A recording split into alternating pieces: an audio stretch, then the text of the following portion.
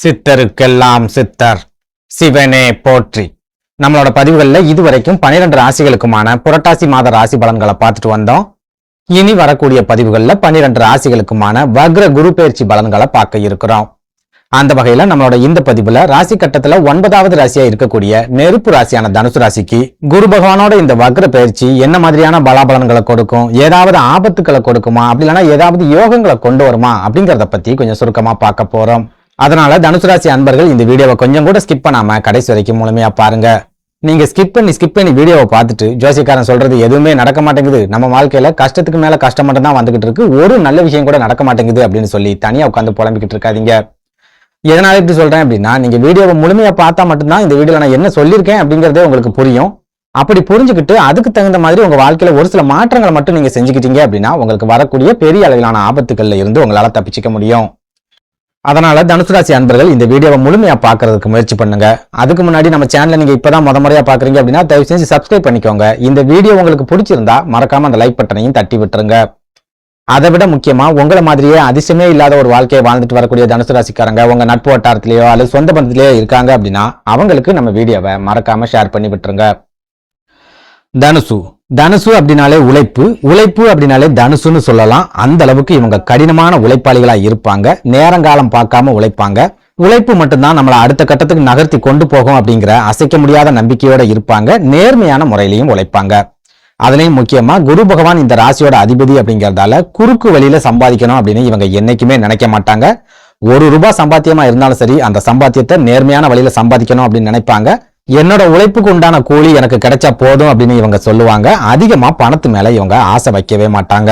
இதனாலேயே இவங்க சொந்தமா தொழில் செய்யறாங்க அப்படின்னா 100% நேர்மையா தன்னோட தொழிலை செய்வாங்க. எந்த ஒரு சூழல்லையும் தொழிலுக்கு துரோகம் செய்ய மாட்டாங்க. தன்னோட வாடிக்கையாளர்களுக்கும் இவங்க துரோகம் செய்யவே மாட்டாங்க. பாசத்துக்கும் பழக்கத்துக்கும் அதிக அளவுல முக்கியத்துவம் கொடுப்பாங்க. பணத்துக்கு எந்த வகையிலையும் முக்கியத்துவம் கொடுக்கவே மாட்டாங்க. இன்னும் சொல்ல போனா பணம் அப்படிங்கிறது என்னோட கால் தூசுக்கு சமம் அப்படின்னு நினைக்கக்கூடிய குணம் உள்ளவங்களாதான் பெரும்பாலான தனுசு ராசிக்காரங்க இருப்பாங்க. அதே சமயம் இவங்க பணத்துக்கு முக்கியத்துவம் கொடுக்க மாட்டாங்க. பழக்கத்துக்கும் பாசத்துக்கும் தான் அதிக அளவுல முக்கியத்துவம் கொடுப்பாங்க. அப்படிங்கறதால இவங்க கிட்ட யாராவது உதவின்னு கேட்டு வந்து நின்னுட்டா இவங்க கைகள்ல பணம் இருக்குது அப்படின்னா அந்த பணத்தை எடுத்து கொடுத்துருவாங்க. ஒரு சிலர் சொத்து பத்திரங்களை அடமானமா வச்சு பணத்தை வாங்கி கொடுப்பாங்க. இன்னும் ஒரு சிலர் வீட்டுல இருக்கிற தங்க நகைகளை கூட எடுத்து கொடுத்து அவங்களுக்கு உதவிகளை செஞ்சுக்கிட்டு இருப்பாங்க. இதனாலேயே பெரும்பாலான தனுசு ராசிக்காரங்க கைகள்ல பணம் அவ்வளவு சுலபத்துல தங்காது. இவங்களுக்கு ஏதாவது அவசர தேவை அப்படின்னு வரும்போது அந்த பணத்தை புரட்ட முடியாம இவங்க நிறைய நெருக்கடிகளையும் சந்திப்பாங்க. ஆனா அதுக்கப்புறமாவது இவங்க பணத்துக்கு முக்கியத்துவம் கொடுக்கணும், பணத்தை நம்ம சேமிச்சு வைக்கணும், நம்மளோட எதிர்காலத்துக்கு தேவைப்படும் அப்படின்னு நினைப்பாங்களான்னு கேட்டா கண்டிப்பா நினைக்கவே மாட்டாங்க. இவங்களுக்கு எவ்வளவுதான் பண கஷ்டம் ஏற்பட்டு இவங்க சீரழிஞ்சுக்கிட்டு இருந்தாலும் சரி, இவங்களை சுத்தி இருக்கிறவங்களுக்கு ஏதாவது பிரச்சனை அப்படின்னா ஓடி போய் உதவணும் அப்படின்னு நினைப்பாங்க. ஒருவேளை அவங்களுக்கு உதவ முடியல அப்படின்னா அதை நினைச்சே இவங்க ஃபீல் பண்ணிக்கிட்டே இருப்பாங்க. நம்மளால உதவ முடியாம போயிடுச்சு, நம்மளால பிரயோஜனம் இல்லாம போயிடுச்சு அப்படின்னு நினைச்சு ஃபீல் பண்ணிக்கிட்டே இருப்பாங்க. இன்னும் சொல்ல போனா யாருக்கு என்ன உதவி தேவையோ அந்த உதவியை செஞ்சு கொடுத்தா மட்டும்தான் இவங்களால நிம்மதியா தூங்கவே முடியும். அப்படி இல்லைன்னா இவங்க தூங்கவே மாட்டாங்க. அந்த அளவுக்கு மற்றவங்களோட கஷ்டத்துக்கு அதிக அளவுல முக்கியத்துவம் கொடுப்பாங்க. ரொம்ப இலகுனமான உள்ளவங்களா தனுசு ராசிக்காரங்க இருப்பாங்க. அதே நேரம் வெளியில இருந்து பார்க்கும்போது தனுசு ராசிக்காரங்களை பார்க்கும்போது ஒரு முரட்டு சுபாவம் உள்ளவங்களா தெரியும். ஆனா உண்மையிலேயே தனுசு ராசிக்காரங்க குழந்தை மனசு உள்ளவங்களா இருப்பாங்க. மற்றவங்களுக்கு கனவுல கூட துரோகங்களை இவங்க செய்யவே மாட்டாங்க. புரியுற மாதிரி சொல்லணும் அப்படின்னா இவங்களோட எதிரியாவே இருந்தாலும் இவங்க நேருக்கு நேரா எதிர்த்து நிப்பாங்களே ஒழிய துரோகம் பண்ணி அவங்களை வீழ்த்தணும், குறுக்கு வழியில வீழ்த்தணும் அப்படின்னு இவங்க நினைக்கவே மாட்டாங்க. நேர்மையும் உண்மையும் இவங்க கூடவே பிறந்திருக்கும். சாகுற வரைக்கும் அந்த குணத்தை எந்த காரணத்தை கொண்டும் யாருக்காகவும் மாத்திக்கிடவும் மாட்டாங்க.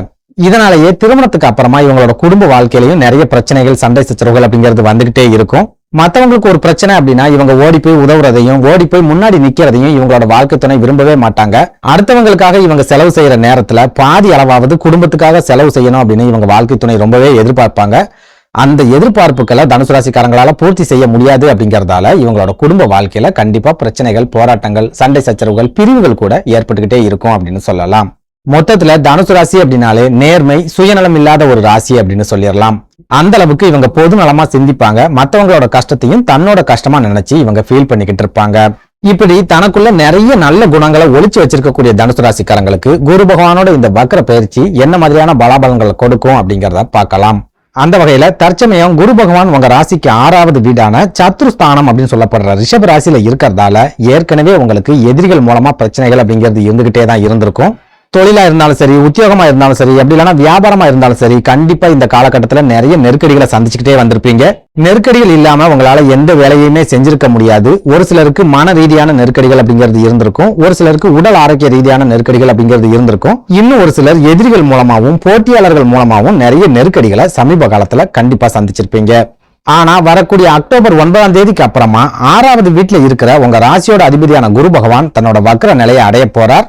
அன்னையில இருந்து 2025 பிப்ரவரி 4ஆம் தேதி வரைக்கும் கிட்டத்தட்ட 116 நாட்களுக்கு அவர் வக்ர கதியிலேயே சஞ்சாரம் பண்ண போறார். குரு பகவானோட இந்த வக்ர சஞ்சாரம் தனுசு ராசிக்காரங்களுக்கு கண்டிப்பா நெருக்கடிகளை ஏற்படுத்தக்கூடியதா தான் இருக்க போகுது. எந்த வகையிலையும் யோகங்களை கொடுக்க போறது இல்ல அப்படின்னு சொல்லலாம். அதே நேரம் இந்த மாதிரியான நெருக்கடிகளை நம்ம எப்படி தவிர்க்கலாம் அப்படிங்கறத பத்தியும் பார்க்கலாம். அதாவது உங்க ராசியோட அதிபதியான குரு பகவான் 6வது வீட்டுல வக்ரம் அடையறதால இந்த காலகட்டத்துல உங்களுக்கு நிறைய செலவுகள் அப்படிங்கிறது ஏற்படும். உங்களுக்கு வரக்கூடிய வருமானத்துக்கும் மேல 2 மடங்கு 3 மடங்குக்கும் மேலான செலவுகள் அப்படிங்கிறது கண்டிப்பா இருக்கும். இது மூலமா பண நெருக்கடி, பொருளாதார பற்றாக்குறை அப்படிங்கிறதும் குரு பகவானோட இந்த வக்ர பயிற்சி காலகட்டத்துல உங்களை விடாம துரத்திக்கிட்டே இருக்கும் அப்படின்னு சொல்லலாம். அதே நேரம் இந்த விரைய செலவுகளை நம்மளால எந்த வகையிலையும் தடுத்து நிறுத்தவே முடியாது. ஆனா தொடர்ச்சியா உங்களுக்கு ஏற்படக்கூடிய விரைய செலவுகளை நீங்க சுப விரைய செலவுகளா மாத்திக்கிட்டீங்க அப்படின்னா கண்டிப்பா குரு பகவானோட இந்த வக்ர பயிற்சி காலகட்டத்தை நீங்க மகிழ்ச்சியா கடந்து வந்துடலாம் அப்படின்னு சொல்லுவேன். அதாவது உங்க குடும்பத்துல சுபகாரியம் சம்பந்தமான நிகழ்ச்சிகளை நடத்தணும் அப்படிங்கிற மாதிரி ஏதாவது ஐடியா வச்சிருந்தீங்க அப்படின்னா குரு பகவானோட இந்த வக்ர பயிற்சி காலகட்டத்துல நீங்க தாராளமா நடத்தலாம். சொந்தமா வீடு கட்டணும் அப்படிங்கிற திட்டத்தோட இருக்கீங்க அப்படின்னாலும் இந்த காலகட்டத்துல நீங்க தாராளமா கட்டலாம். வாகனங்கள் வாங்குறதா இருந்தா தாராளமா வாங்கலாம். குழந்தைகளோட படிப்பு சம்பந்தமான செலவுகளை செய்யறதா இருந்தாலும் சரி, உங்க வீட்டுக்கு தேவையான ஆடம்பர பொருட்களை வாங்குறதா இருந்தாலும் சரி, அப்படி இல்லைன்னா அத்தியாவசிய பொருட்களை வாங்குறதா இருந்தாலும் சரி, உங்க கைகள்ல பணம் இருக்குது அப்படின்னா என்னென்ன உங்களுக்கு தேவையோ அந்த பொருட்களை எல்லாம் தொடர்ச்சியா வாங்கிக்கிட்டே இருங்க. பணத்தை கையில வச்சுக்கிட்டு சேமிக்கணும் அப்படின்னு நினைக்காதீங்க. யாருக்கும் உதவி செய்யறதுக்காக பணத்தை கைகள்ல வச்சுக்காதீங்க. அப்படி இல்லாம என்னால பணத்தை செலவு செய்ய முடியாது, நான் சேமிக்கணும் அப்படிங்கிற ஐடியாவோட இருக்கேன் அப்படின்னு சொன்னீங்கன்னா கண்டிப்பா பிக்ஸட் டெபாசிட் அந்த மாதிரியான விஷயங்கள்ல முதலீடு பண்ணுங்க. உங்களால பணத்தை சுலபமா எடுக்க முடியாத வழிகள்ல பணத்தை முதலீடு பண்ணி வைங்க. அதே நேரம் குரு பகவான் வக்ரகதியில இருக்கக்கூடிய இந்த 116 நாட்களும் பணம் ஏதாவது வகையில உங்க கைகள்ல புரண்டுகிட்டே இருக்கும். பெரிய அளவுல உங்களுக்கு பண நெருக்கடி, பண தட்டுப்பாடு அப்படிங்கிறது இருக்காது. நீங்க சொந்த தொழில இருந்தாலும் சரி, அல்லது உத்தியோகத்துல இருந்தாலும் சரி, அப்படி இல்லைன்னா வியாபாரம் பார்த்துக்கிட்டே இருந்தாலும் சரி, உங்களோட தொழில நல்ல விதமான முன்னேற்றம் அப்படிங்கிறது கிடைக்கும். பணப்புழக்கம் உங்க கைகள்ல தாராளமாக இருக்கக்கூடிய காலகட்டமாகவும் இந்த குரு பகவானோட வக்ர பயிற்சி காலகட்டம் இருக்கும். அதே நேரம் என்னதான் உங்க கைகள்ல பணம் வந்தாலும் உங்களுக்கு மன நிம்மதி அப்படிங்கிறது இருக்காது. உங்க கைகளுக்கு வரக்கூடிய பணம் தேவையில்லாத விரைய செலவுகளா செலவாகி போய்கிட்டே இருக்கும். உங்களால சேமிக்க முடியாது அப்படிங்கறதால மன அழுத்தம் அப்படிங்கிறது கட்டாயமா ஏற்படும். அடுத்ததா உடல் ஆரோக்கியத்தை எடுத்துக்கிட்டோம் அப்படின்னா குரு பகவான் வக்ரகதியில சஞ்சரிக்கக்கூடிய இந்த 116 நாட்களும் உங்களுக்கு செரிமான கோளாறு மாதிரியான பிரச்சனைகள் ஏற்படும். ஒரு சிலருக்கு வயிறு சம்பந்தமான பிரச்சனைகள் ஏற்படலாம். போதாக்குறைக்கு நீங்க தூக்கமின்மை மாதிரியான பிரச்சனைகளை சந்திக்கிறதுக்கு கூட அதிகமான வாய்ப்புகள் அப்படிங்கிறது இருக்குது. இதனால தனுசு ராசி அன்பர்கள் இந்த காலகட்டத்துல நேரத்துக்கு சாப்பிடுறதுக்கு முயற்சி பண்ணுங்க, நேரத்துக்கு தூங்குறதுக்கு முயற்சி பண்ணுங்க. முடிஞ்ச வரைக்கும் வெளி இடங்கள்ல சாப்பிடுறத குறைச்சுக்கோங்க. அதை விட முக்கியமா உங்களோட மனசையும் பிரெயினையும் ரிலாக்ஸா வச்சுக்க முயற்சி பண்ணுங்க. சின்ன சின்ன பிரச்சனைகளுக்கு கூட தேவையில்லாம டென்ஷன் ஆகி உடல் ஆரோக்கியத்தை கெடுத்துக்காதீங்க.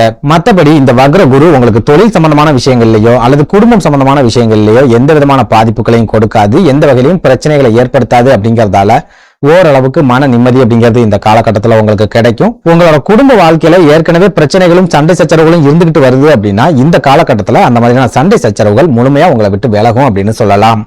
நன்றி, வணக்கம்.